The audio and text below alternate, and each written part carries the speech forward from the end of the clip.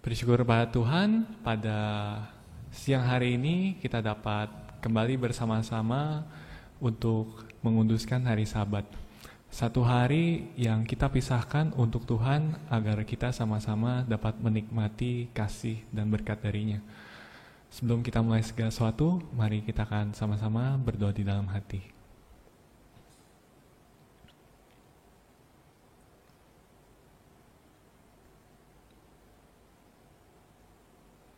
Haleluya, amin. Dalam nama Tuhan Yesus, kita akan menaikkan beberapa ujian. Pujian yang pertama dari Kidung Rohani nomor 90, Hitunglah Berkatnya. Kidung Rohani 90, Hitunglah Berkatnya.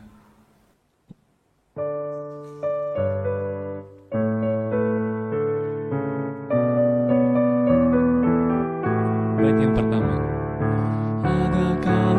Kesusahan menimpa, ada kala cemas putus harapan. Bila kau menghitung semua berkatnya, pasti kau terhibur dan selalu girang. Hitunglah semua berkatnya, ingatlah semua berkatnya.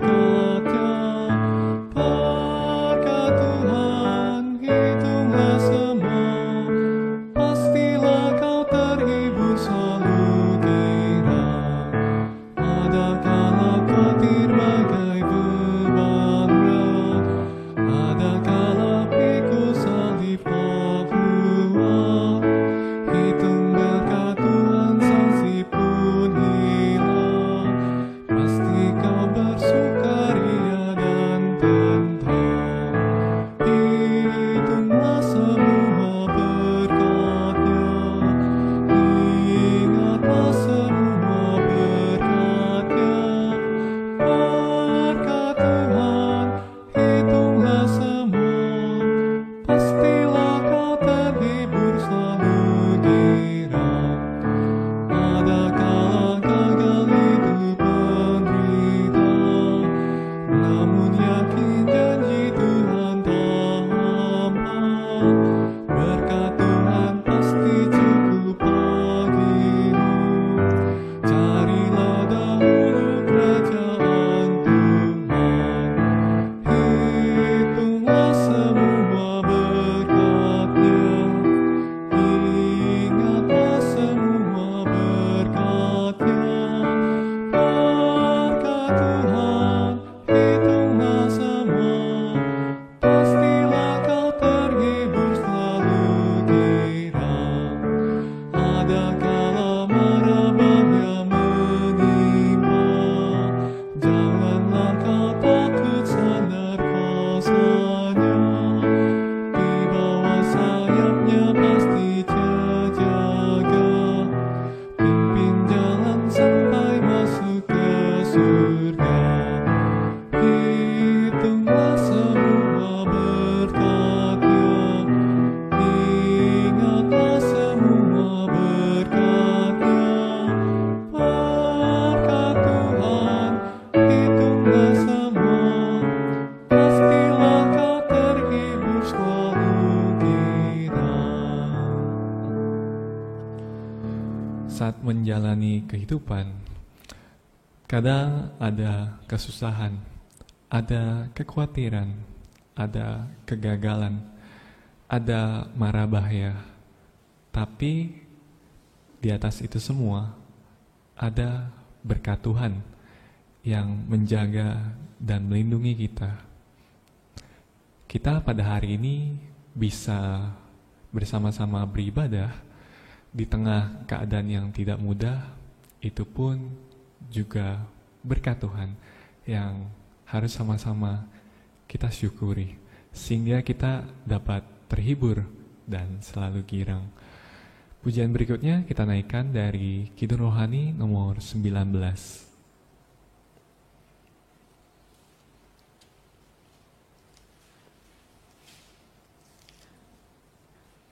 Kidung Rohani 19, Hosana.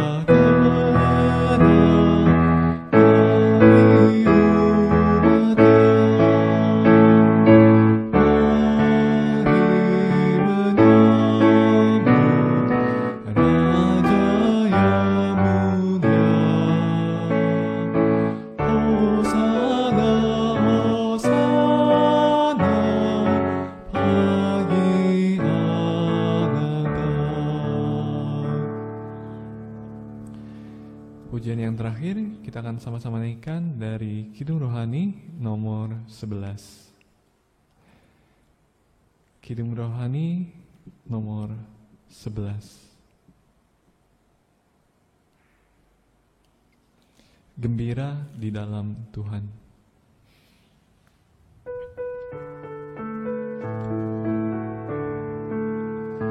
Dalam Yesus aku sungguh gembira, jalan dengannya hatiku puasa. Haleluya, haleluya, jalan dengannya hatiku puasa. Tuhan beriku minum air hayatnya, Yesus berkati hatiku puasa. Haleluya, haleluya, Yesus berkati hatiku puasa. Tuhan sudah sembuhkan penyakitku, puji Dia rohku bertaut dengannya. Haleluya, haleluya, puji Dia rohku bertaut dengannya. Tuhan janji akan pimpin jalanku, berharap kelak masuk surga permai. Haleluya, haleluya, berharap kelak masuk surga permai. Puji-pujian sampai di sini, kita akan sama-sama membaca 10 dasar kepercayaan yang ada di lampiran B di bagian belakang Kidung Rohani.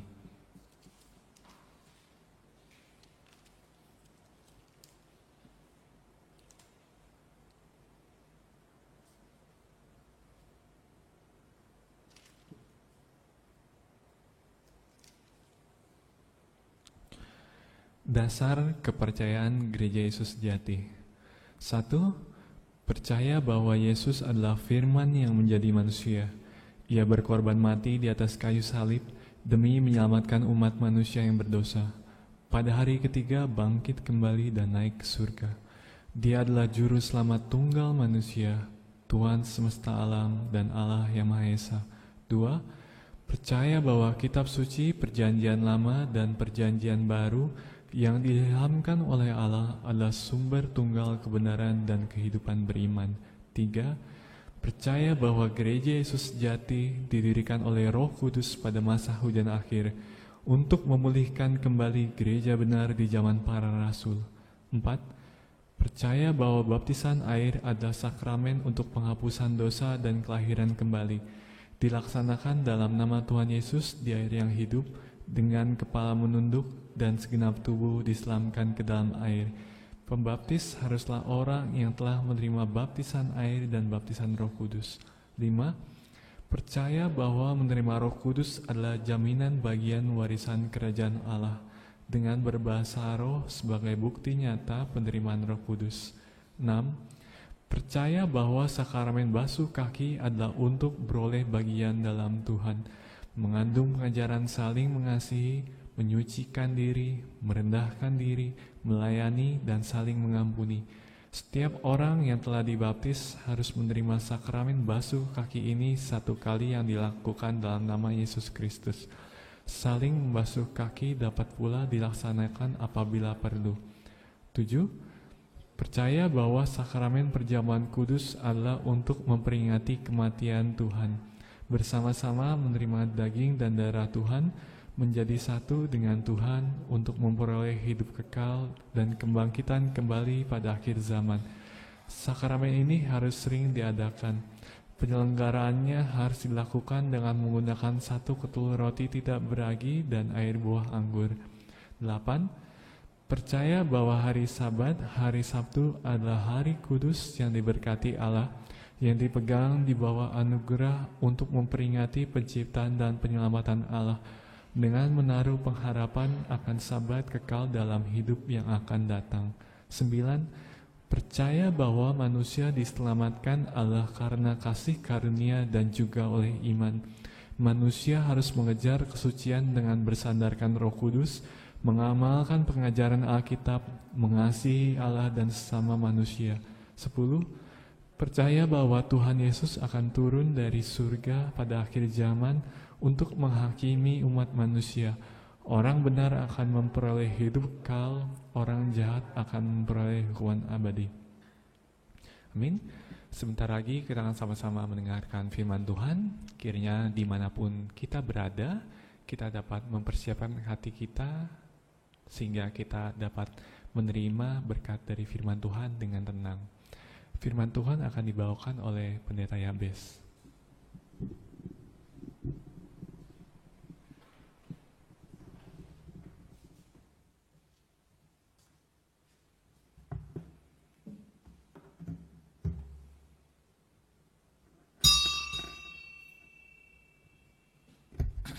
Ya, baik. Selamat siang, selamat datang, selamat Sabat. Salam damai sejahtera di dalam kasih Tuhan kita Yesus Kristus. Kita bersyukur kepada Tuhan suatu anugerah yang luar biasa buat kita bersama-sama kalau kita diberi kesempatan dan waktu oleh Tuhan untuk menguduskan hari Sabat. Oleh karena itu kita akan lanjutkan kebaktian. Kita gunakan waktu ini dengan sebaik mungkin. Kita tundukkan kepala, kita doa dalam hati sejenak.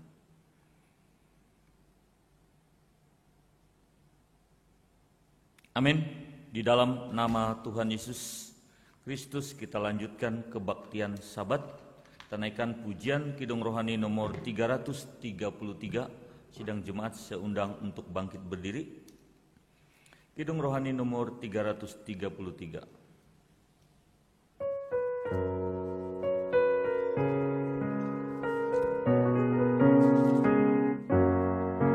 Seminggu telah berlalu, Tuhan tuntun jalanku untuk terima anugerahnya di bait-Nya yang kudus. Satu hari terindah berkumpul di rumahmu, Sabat kudus di dunia, ambang Sabat yang kekal. Doa kami panjatkan dalam nama-Mu Yesus. Ampuni dosa kami, sucikan hati kami. Jauhkan hal duniawi, diam dalam Sabat-Mu. Jauhkan hal duniawi, diam dalam Sabat-Mu. Kami mengagungkan-Mu, nyatakanlah kasih-Mu, nampak kemuliaan-Mu saat di rumah Tuhan. Biarlah kami rasakan jamuan kekal di surga.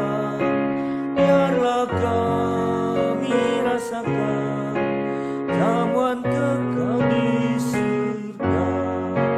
Firman Injil yang benar harus kita kabarkan.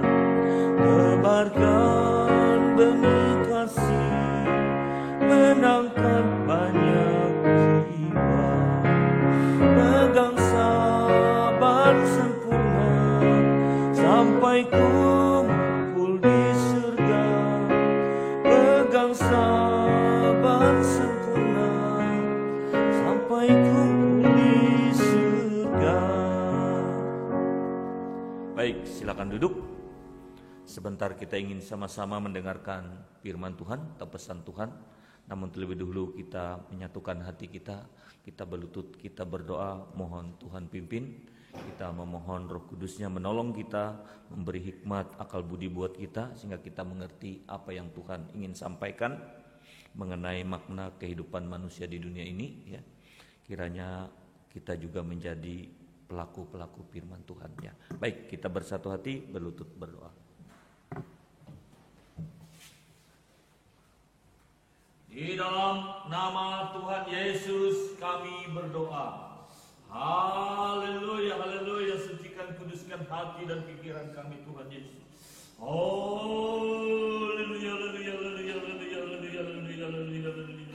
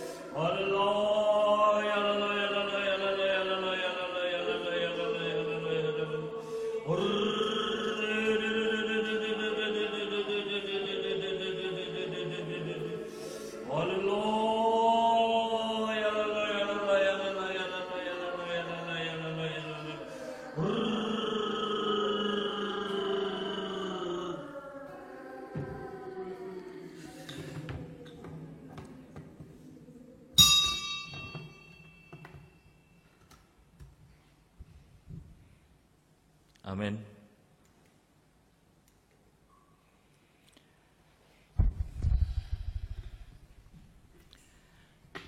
Baik, di dalam nama Tuhan Yesus Kristus menyampaikan firman Tuhan. Kiranya firman Tuhan ini untuk kita saling berbagi dan saling menasehati, ya. Baik. Judul firman Tuhan pada Sabat ini, ya, tentang makna kehidupan manusia di dunia. Ya. Makna kehidupan manusia di dunia. Bapak Ibu Saudaraku yang dikasihi oleh Tuhan kita Yesus Kristus, manusia kurang lebih 6-7 miliar manusia yang ada di muka bumi ini. Ya. Namun mereka masing-masing memaknai hidup itu sesuai dengan pandangan dan versi mereka masing-masing. Ada yang mengatakan, ya, mereka memaknai hidup itu adalah sebuah perjuangan. Juga tidak salah. Ya. Ada juga yang memaknai kehidupan itu adalah sebuah anugerah. Juga tidak salah. Ya. Namun ada juga yang berpandangan bahwa hidup itu adalah sebuah perjalanan menuju kematian. Macam-macam orang punya pandangan memaknai tentang kehidupan manusia di muka bumi ini. Baik, Bapak Ibu Saudaraku yang dikasihi oleh Tuhan kita Yesus Kristus, saya teringat beberapa tahun yang lalu, saya pergi ke Jakarta dari Surabaya. Waktu saya pernah bertugas di Surabaya, saya naik kereta api Argo ya. Dari Surabaya itu menuju Jakarta itu perjalanan naik kereta api itu kurang lebih 11 jam. Ya, kurang lebih 11 jam. Itu Argonya dulu agak kurang terlalu cepat ya. Nah, jadi Bapak Ibu Saudaraku yang dikasihi oleh Tuhan kita Yesus Kristus, di dalam perjalanan itu menyita waktu kurang lebih 11 jam. Ya. Nah, tentu menjadi pertanyaan buat kita, apakah yang kita akan lakukan dalam perjalanan selama belasan jam tersebut? Nah, apa yang kita perbuat selama di dalam kereta api tersebut? Bapak Ibu Saudaraku yang dikasihi oleh Tuhan kita Yesus Kristus, namun ketika itu saya bersyukur kepada Tuhan, di dalam perjalanan itu saya berhasil menulis naskah khotbah. Ya, naskah khotbah yang salah satunya tentang makna kehidupan manusia di dunia ini. Ini salah satu hasil daripada perjalanan ketika itu dari Surabaya menuju Jakarta. Baik, Bapak Ibu Saudaraku yang dikasihi oleh Tuhan kita Yesus Kristus. Namun di dalam sebuah kereta itu saya memaknai hidup itu adalah sebuah perjalanan. Saya maknai hidup itu sebuah perjalanan. Perjalanan yang 11 jam, kurang lebih 11 jam itu panjang. Nah, baik. Nah, filsuf Jerman Martin Heidegger, hidup dia katakan adalah sebuah perjalanan menuju kematian. Menurut seorang filosofi Jerman Martin Heidegger, ya, hidup adalah sebuah perjalanan menuju kematian. Ya, baik. Jadi saya memaknai semua orang di dalam kereta api adalah penumpang. Ya. Semua adalah penumpang. Ya. Kereta api sampai pemberhentian di stasiun, ya. Semua kereta akan sampai pemberhentiannya akhirnya di stasiun, ya. Semua orang dalam kereta api adalah penumpang.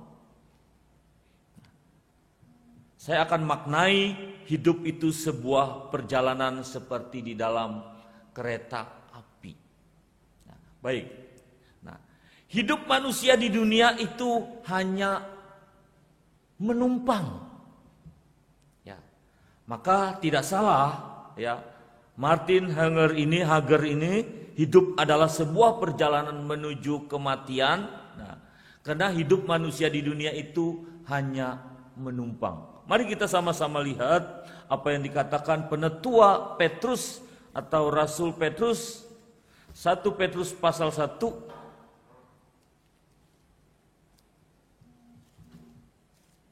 1 Petrus pasal 1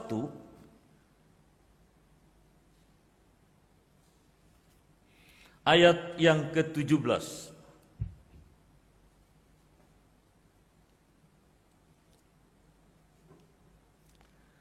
Demikian kata Alkitab, 1 Petrus pasal 1 ayat 17. Dan jika kamu menyebutnya Bapa, yaitu Dia yang tanpa memandang muka menghakimi semua orang menurut perbuatannya, maka hendaklah kamu hidup dalam ketakutan selama kamu menumpang di dunia ini.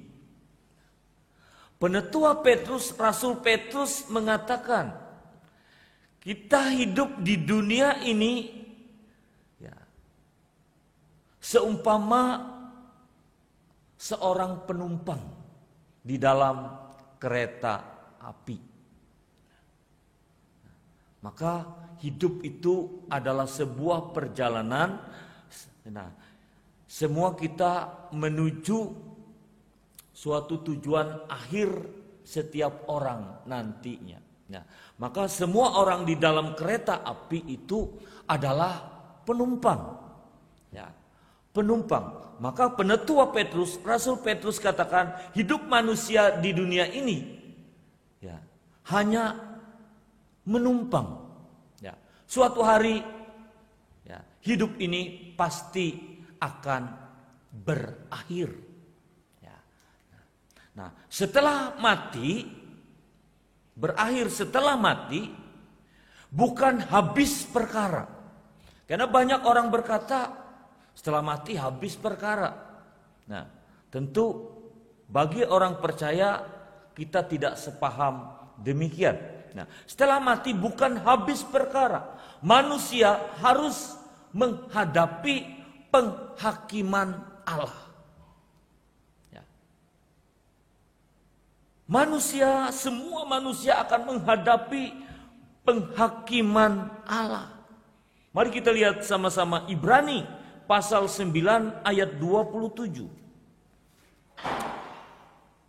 Ibrani pasal 9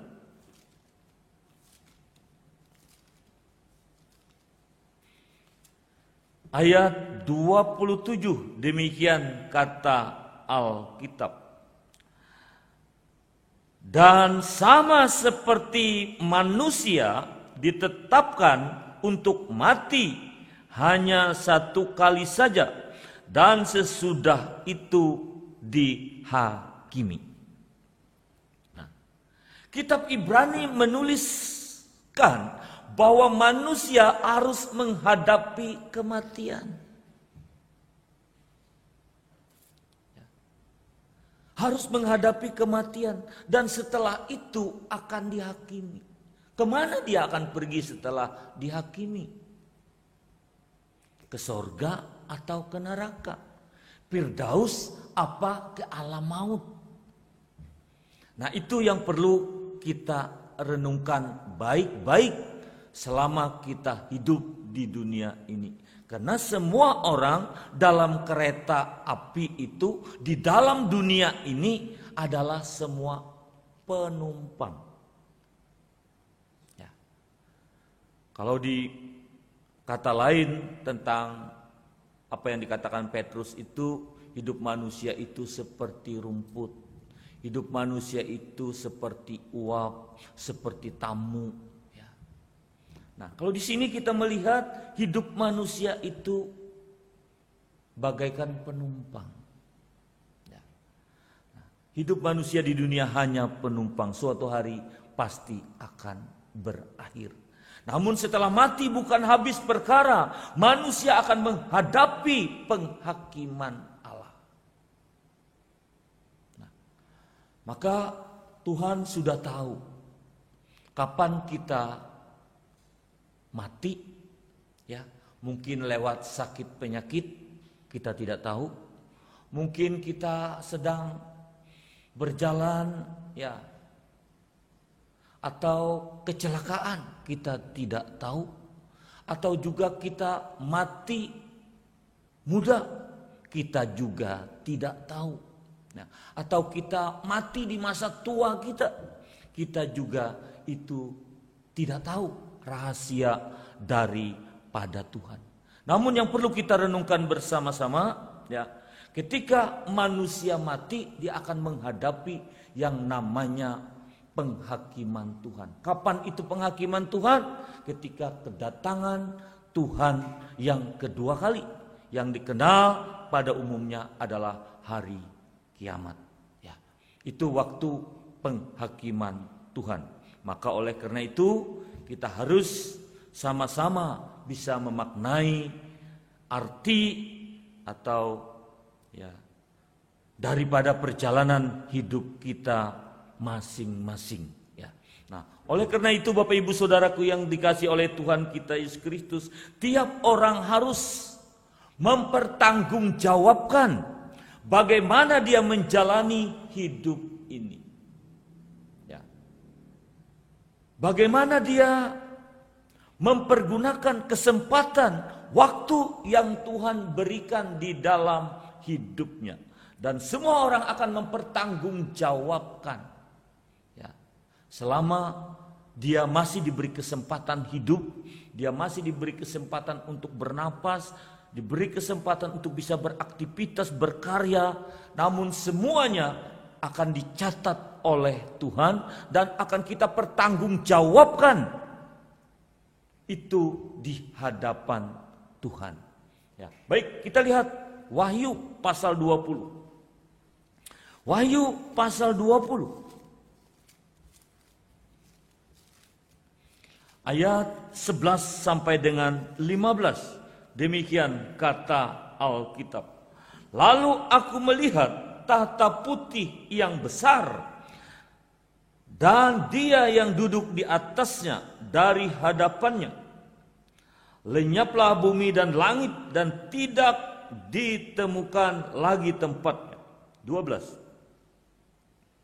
Dan aku melihat orang-orang mati besar dan kecil berdiri di depan tahta itu, lalu dibuka semua kitab dan dibuka juga sebuah kitab lain, yaitu kitab kehidupan, dan orang-orang mati dihakimi menurut perbuatan mereka berdasarkan apa yang ada tertulis di dalam kitab-kitab itu. 13.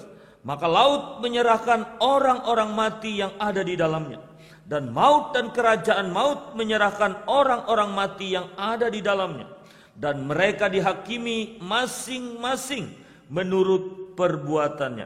14. Lalu maut dan kerajaan maut itu dilemparkanlah ke dalam lautan api. Itulah kematian yang kedua, lautan api. Nah, kita melihat di sini hukuman yang terakhir. Nah, maka setiap manusia akan mempertanggungjawabkannya. Tentu yang menjadi perenungan buat kita, kalau kita memaknai hidup itu sebuah perjalanan menuju kematian, setelah kematian kita kemana? Tentu sebagai orang percaya kita ingin ada di Firdaus atau yang namanya hidup kekal di sorga. Ini pengharapan kita sebagai orang percaya. Namun kita harus merenungkan, semua kitab nanti akan dibuka. Baik kitab kehidupan dan kitab-kitab lain akan dibuka oleh Tuhan. Dan semua manusia akan mempertanggungjawabkan apa yang menjadi tindakan perbuatannya selama ada di muka bumi ini. Maka ada 3 penghakiman Tuhan. Orang-orang yang mati di zaman Nuh, belum ada hukum Taurat, ya. Belum ada hukum Taurat, penghukumannya adalah setiap orang akan mempertanggungjawabkannya lewat hati nuraninya.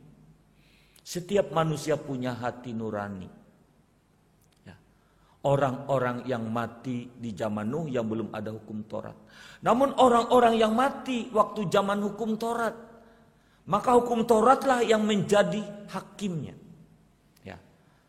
Dan yang ketiga, hakimnya adalah sekarang adalah zaman anugerah, zaman Injil. Injillah, firman Tuhanlah yang menjadi hakimnya. Maka semua orang akan mempertanggungjawabkan, ya, selama dia hidup di muka bumi ini. Ya, baik. Yang kedua, Bapak Ibu Saudaraku yang dikasihi oleh Tuhan kita Yesus Kristus. Hidup adalah sebuah perjalanan. Perjalanan aktivitas setiap penumpang di dalam kereta itu berbeda. Aktivitas, kegiatannya, apa yang dia lakukan di dalam kereta api itu berbeda. Ya, tidak sama semua. Ya, nah aktivitas penumpang ada yang mungkin sepanjang jalan, wah dia udah persiapan bawa ya kemilan, ya untuk ada yang sukanya ngemil, ya. Atau ya dalam perjalanan dia suka atau senang tidur, atau dia juga senang baca-baca buku, ya. Atau juga dia senang otak-atik handphonenya dia, atau main game dan segala macam. Nah, ini menunjukkan aktivitas setiap penumpang di dalam kereta itu tidak sama. Ya. Aktivitas setiap penumpang itu berbeda. Ya, baik. Nah, aktivitas dan profesi tiap manusia di dunia juga berbeda. Ada yang pandai memanfaatkan waktu, ada juga yang menyia-nyiakan waktu. Ya. Profesi, aktivitas tiap manusia di dunia itu berbeda. Nah, ada yang pandai memanfaatkan waktu, ada yang dia suka memboros-boroskan waktu. Ya, atau menyia-nyiakan waktu.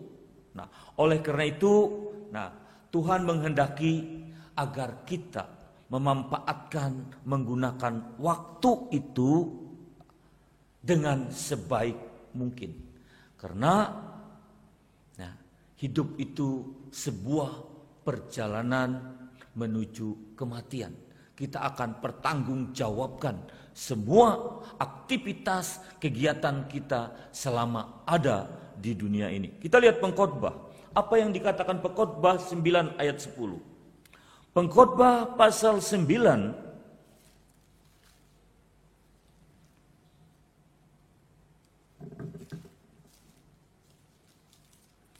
Pengkhotbah pasal 9 ayat yang ke-10, demikian kata Alkitab. Segala sesuatu yang dijumpai tanganmu untuk dikerjakan, kerjakanlah itu sekuat tenagamu. Karena tak ada pekerjaan, pertimbangan, pengetahuan dan hikmat dalam dunia orang mati, kemana engkau akan pergi. Di sini kitab Pengkhotbah memberitahukan kepada kita, ya, segala sesuatu yang dijumpai oleh tanganmu untuk dikerjakan, kerjakan itu sekuat tenaga, semaksimal mungkin, ya, dengan sungguh-sungguh. Kita benar-benar mempertanggungjawabkan, menggunakan kesempatan yang ada itu dengan sebaik mungkin. Ya. Karena setiap orang punya karunia yang berbeda-beda, punya profesi, aktivitas juga yang berbeda-beda, talenta, bakat, karunia juga yang berbeda-beda. Namun hal itu kita harus bisa gunakan, manfaatkan, kembangkan itu agar berguna bagi Tuhan dan bagi sesama kita. Ini Tuhan mau, ya, agar kita ya memanfaatkan, menggunakan waktu yang ada itu dengan sebaik mungkin. Kita lihat nasihat Paulus kepada jemaat yang ada di Efesus. Efesus pasal 5. Efesus pasal 5 ayat 15 sampai dengan ayat 17. Demikian kata Alkitab. Efesus pasal 5 ayat 15 sampai dengan 17. Karena itu perhatikanlah dengan seksama bagaimana kamu hidup. Janganlah seperti orang bebal, tetapi seperti orang arif. 16. dan pergunakanlah waktu yang ada, karena hari-hari ini adalah jahat. Sebab itu janganlah kamu bodoh, tetapi usahakanlah supaya kamu mengerti kehendak Allah. Nah, oleh karena itu Paulus menasehatkan kepada jemaat yang ada di Efesus agar memperhatikan dengan seksama bagaimana kamu hidup. Janganlah seperti orang bebal, tetapi bertindaklah, berbuatlah seperti orang arif. Dan pergunakanlah dikatakan waktu yang ada, karena hari-hari ini adalah jahat. Kita harus menggunakan waktu dan kesempatan kita itu dengan sebaik mungkin, agar kita berkenan di hadapan Allah.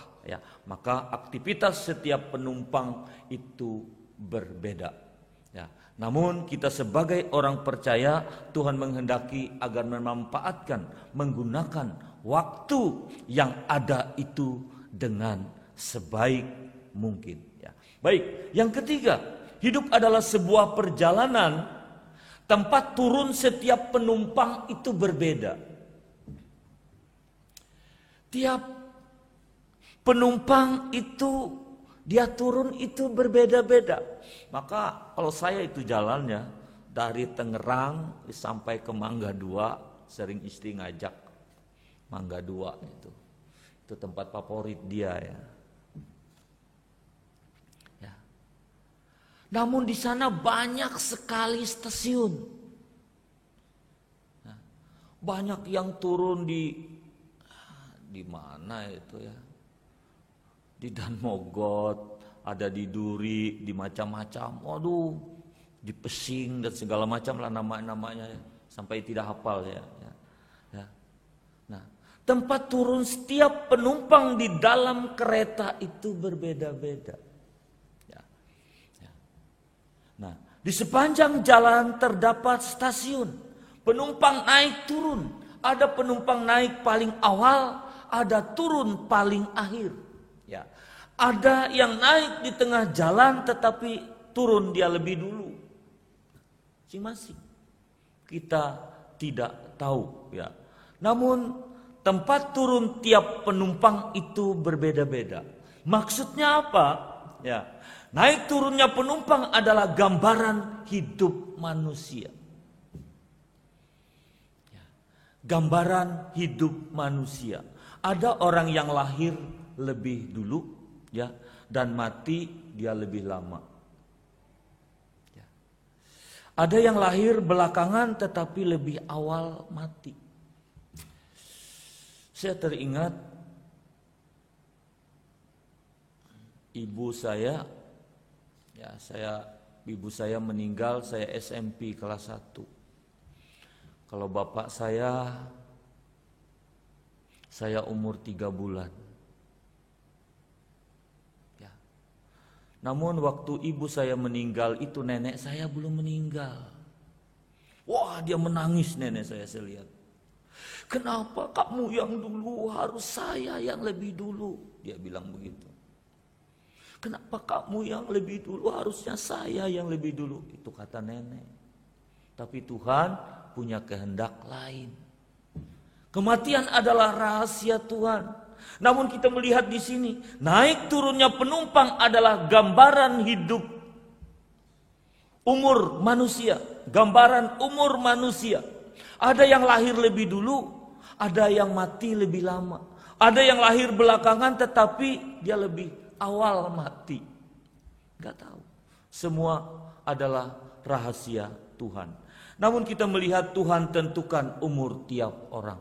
Mari kita lihat apa yang dikatakan oleh Daud atau Mazmur 39. Mazmur 39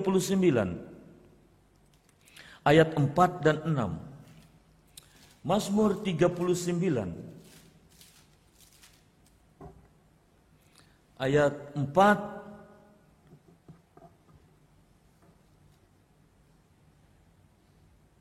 Hatiku bergejolak dalam diriku. menyala seperti api ketika aku berkeluh kesah. Aku berbicara dengan lidahku. 5. Ya Tuhan, beritahukanlah kepadaku ajalku, dan apa batas umurku, supaya aku mengetahui betapa fananya aku. 6. Sungguh hanya beberapa telempap saja kau tentukan umurku. Bagimu hidupku seperti suatu yang hampa. Ya, setiap manusia hanyalah kesia-siaan.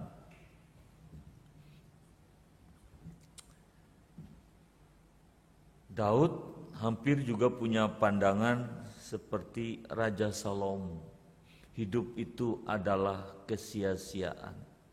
Namun di sini di dalam doanya kita melihat, ya, ternyata Tuhan sudah tentukan umur setiap orang. Tuhan sudah tentukan. Dari nol, hidup manusia itu kalau kuat 70-80 tahun. Di mana kita hari ini? Kalau saya usianya 53. Tinggal berapa tahun lagi kalau 70 tahun? Kita kalkulasi sendiri. Kita hitung sendiri. Ya. Namun di sini Tuhan tahu nggak kapan kita mati? Kapan kita meninggal atau wafat? Tuhan tahu. Kita tidak tahu. Ya. Apa yang kita tahu itu yang kita akan jalani, kita akan lakukan. Ya. Tentu hal-hal yang baik, hal-hal yang memuliakan Tuhan. Namun Tuhan sudah tentukan umur setiap orang menurut Mazmur ini. Ya. Tuhan tahu karena Dia adalah yang berhak, ya, menentukan hidup dan mati kita. Ya. Baik, Bapak Ibu Saudaraku yang dikasihi oleh Tuhan kita Yesus Kristus, tidak seorang pun yang dapat melawan kematian karena sudah ditetapkan oleh Allah. Ya. Pengkhotbah pasal 8 ayat 8, 9 ayat 12 berbicara kematian itu sama nasibnya seperti binatang. Ya. Ya, coba kita lihat Pengkhotbah 9 ayat 12 di sana. Pengkhotbah 9 ayat 12. Pengkhotbah pasal 9 ayat 12, demikian kata Alkitab. Karena manusia tidak mengetahui waktunya, seperti ikan yang tertangkap dalam jala yang mencelakakan, dan seperti burung yang tertangkap dalam jerat, begitulah anak-anak manusia terjerat pada waktu yang malang, kalau hal itu menimpa mereka secara tiba-tiba.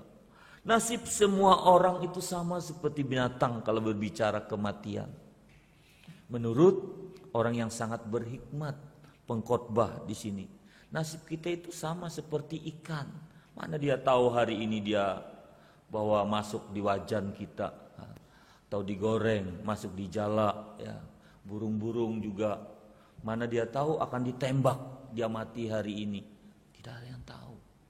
Maka kematian itu, ya, pengkhotbah memberitahukan kepada kita, ya, tak seorang pun yang dapat melawan kematian.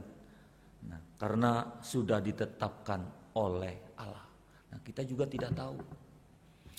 Ya. Kalau kita melihat perjalanan hidup murid-murid Tuhan, hampir cuma Yohanes saja yang mati tua. Ya, yang lain, waduh, dipancung. Ada yang digoreng, ya, ada yang disalib kebalik, ya. Wow. Seolah-olah Tuhan itu tidak menyertai, namun tidak, tetap Tuhan menyertai. Ya. Namun kita harus tahu, tiap orang pun, ya, tidak dapat, ya, menghindari yang namanya kematian, karena sudah ditentukan, sudah ditetapkan oleh Tuhan. Ya. Baik, Bapak Ibu Saudaraku yang dikasihi oleh Tuhan kita Yesus Kristus, yang keempat, hidup adalah sebuah perjalanan. Semua kereta akan sampai di stasiun masing-masing yang dia ingin turun atau tempat yang dia tuju. Nah, semua orang di dalam kereta akan sampai di stasiunnya masing-masing. Nah, stasiun adalah perhentian terakhir dari seluruh rangkaian kereta api. Kereta api menunjukkan dunia yang kita huni saat ini. Oh, sangat kecil sekali kalau cuma dalam kereta api. Namun ada juga peribahasa mengatakan dunia ini hanya selebar daun kelor. Lebih kecil lagi. Ya. Namun stasiun adalah perhentian terakhir dari seluruh rangkaian kereta api. Kereta api menunjukkan dunia yang kita huni saat ini. Kalau kita memaknai hidup itu sebuah perjalanan di dalam kereta api. Baik, dunia yang kita huni akan sampai pada suatu penghujung yang disebut akhir zaman. Sejarah manusia, sejarah dunia akan berakhir. Yang namanya hari kiamat. Ya, cuma hampir satu ini yang belum digenapi oleh Tuhan. Ya, semua hampir digenapi oleh Tuhan. Ya, Perjanjian Lama mengatakan Yesus akan lahir di dunia ini, sudah digenapi. Dia hidup, dia pelayanan juga digenapi. Ya, dia juga akan mati di kayu salib, juga digenapi. Dia naik ke sorga dan menjanjikan Roh Kudusnya juga digenapi. Ya, dia datang kedua kali pada hari kiamat, ini belum digenapi dan pasti akan digenapi. Kapan dan bila mana kita tidak tahu. Tugas kita adalah berjaga-jaga dan berdoa. Dunia yang kita huni adalah sampai pada saat penghujung, disebutnya akhir zaman. Memang ada yang secara, kalau berbicara kematian, ada yang secara pribadi Tuhan panggil, ada secara lokal seperti wabah corona ini, ya. Wow, sekarang sudah berapa? 25 yang meninggal, dari 2 yang kena terjalar menular ketika itu. Sekarang udah, sampai hari ini saya nggak tahu nih perkembangannya yang terakhir nih. Udah 25 tadi malam. Ya, hari ini mungkin bertambah lagi. Ya, berapa lagi nih? Kita tidak tahu. Namun dunia yang kita huni akan sampai pada suatu penghujung yang disebut akhir zaman. Maka sejarah manusia, sejarah dunia akan berakhir. Ya, mari kita lihat apa yang dikhotbahin Tuhan Yesus tentang akhir zaman. Matius pasal 24. Matius pasal 24. Matius pasal 24 ayat 3 dan 14. Demikian kata Alkitab. Ketika Yesus duduk di atas bukit Zaitun, datanglah murid-muridnya kepadanya untuk bercakap-cakap sendirian dengan dia. Kata mereka, katakanlah kepada kami, bila manakah itu akan terjadi? Dan apakah tanda kedatanganmu dan tanda kesudahan dunia? Ayat 14. Dan Injil kerajaan ini akan diberitakan di seluruh dunia, menjadi kesaksian bagi semua bangsa. Sesudah itu barulah tiba kesudahannya. Masih panjang sesungguhnya, kalau merujuk apa yang dikatakan Tuhan Yesus.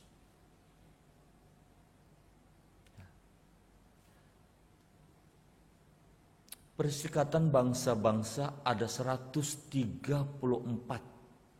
PBB. Baru di negara kita kalau tidak salah masuk Injil ini yang benar baru 67 negara. Kalau enggak 66, 67. Saya agak lupa. Ya. Nah, jadi separuh lagi kalau 134. Karena dikatakan di sini ayat 14, dan Injil kerajaan ini akan diberitakan di seluruh dunia menjadi kesaksian bagi semua bangsa. Sesudah itu barulah tiba kesudahannya. Dunia kita ini yang kita huni akan sampai pada suatu penghujung yang disebut akhir zaman. Namun kalau kita melihat apa yang dikhotbahin Tuhan Yesus tentang akhir zaman, ya separuh ini. Oleh karena itu, biarlah kita memiliki semangat untuk memberitakan kerajaan Allah ini, ya, sampai kedatangan Tuhan yang kedua kali. Karena amanat agung ini diberikan kepada kita semua, khususnya kita jemaat Tuhan harus memiliki tanggung jawab untuk memberitakan kabar baik, kabar keselamatan ini ke segala bangsa. Ya, baik. Nah, bumi yang kita huni saat ini akan mengalami kehancuran yang dikenal dengan istilah kiamat. Maka pada 2 Petrus pasal 3 ayat 10 kita lihat bersama-sama. 2 Petrus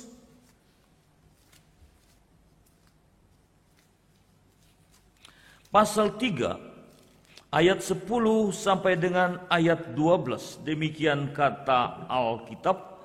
Tetapi hari Tuhan akan tiba seperti pencuri. Pada hari itu langit akan lenyap dengan gemuruh yang dahsyat dan unsur-unsur dunia akan hangus dalam nyala api. Dan bumi dan segala yang ada di atasnya akan hilang lenyap. 11. Jadi jika segala sesuatu ini akan hancur secara demikian, betapa suci dan salehnya kamu harus hidup. 12. Yaitu kamu yang menantikan dan mempercepat kedatangan hari Allah. Pada hari itu langit akan binasa dalam api dan unsur-unsur dunia akan hancur karena nyalanya. Bapak Ibu Saudaraku yang dikasihi oleh Tuhan kita Yesus Kristus, hari Tuhan atau hari kedatangan Tuhan yang kedua kali. Nah, penetua Rasul Petrus katakan akan tiba. Dan bumi yang kita huni saat ini akan mengalami kehancuran yang dikenal dengan istilah kiamat.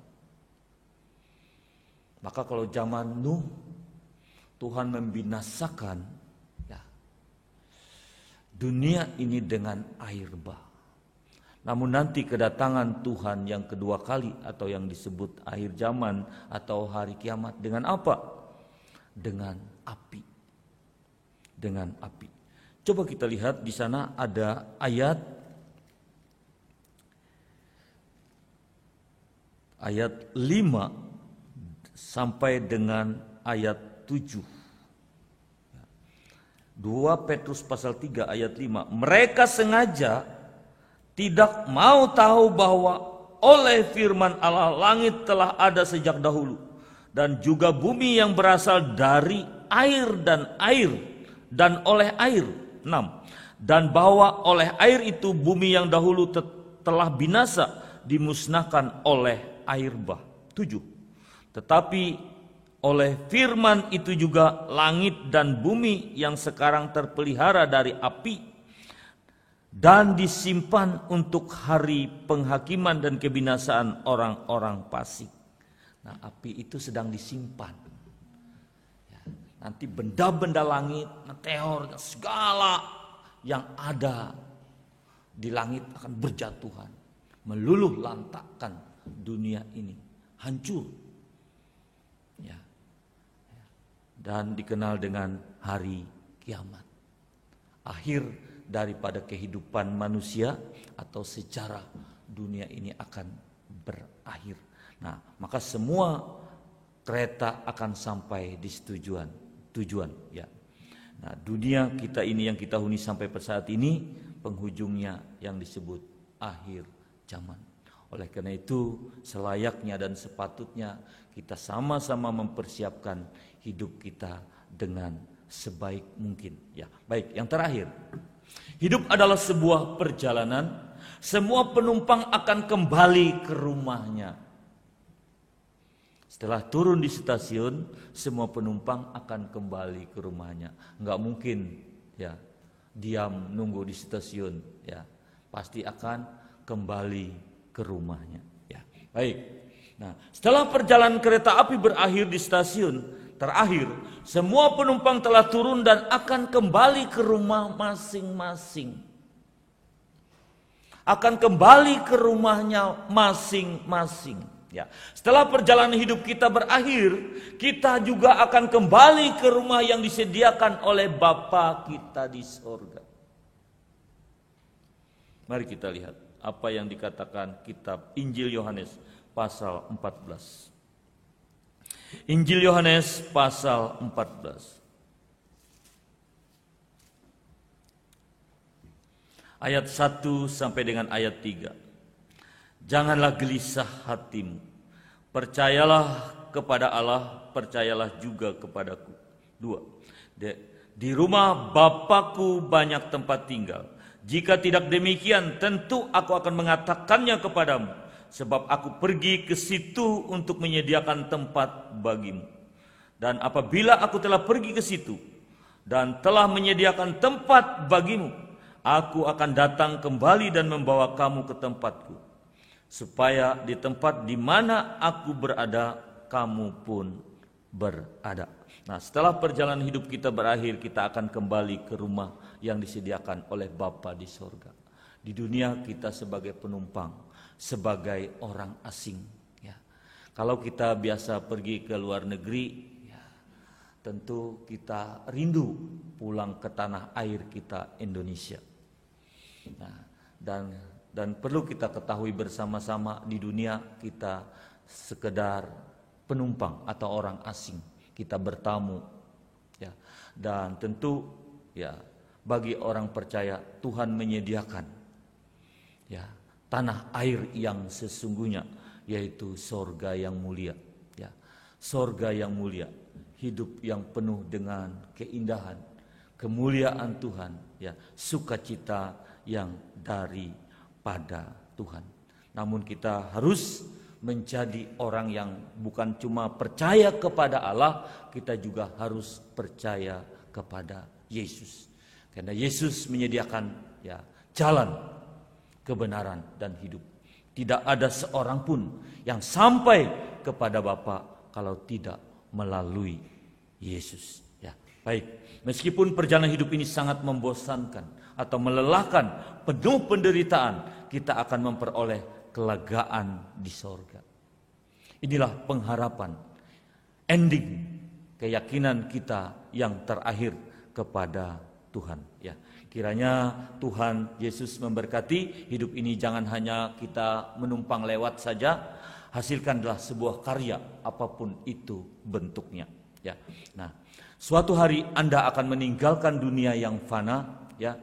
Ya, tetapi hasil karya Anda akan tetap mengabadikan nama Anda, sehingga orang akan selalu mengenang Anda. Ya, Pengkhotbah pasal 7 ayat 1 katakan, nama baik, ya. Harimau mati meninggalkan belang, gajah mati meninggalkan gading, manusia mati meninggalkan nama.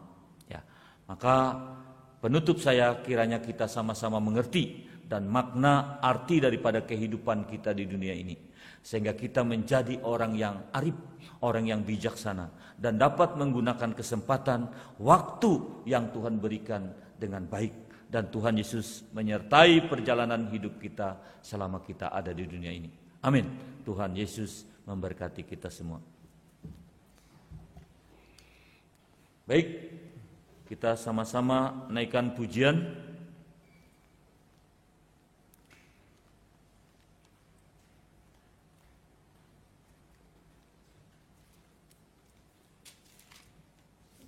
(436) Sepanjang jalan Tuhan memimpinku.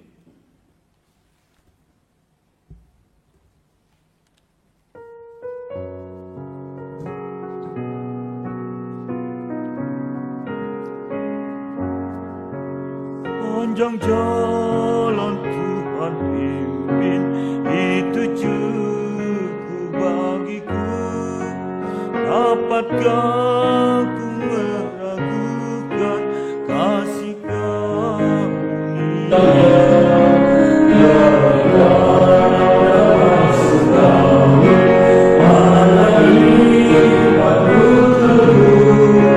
Apapun yang terjadi,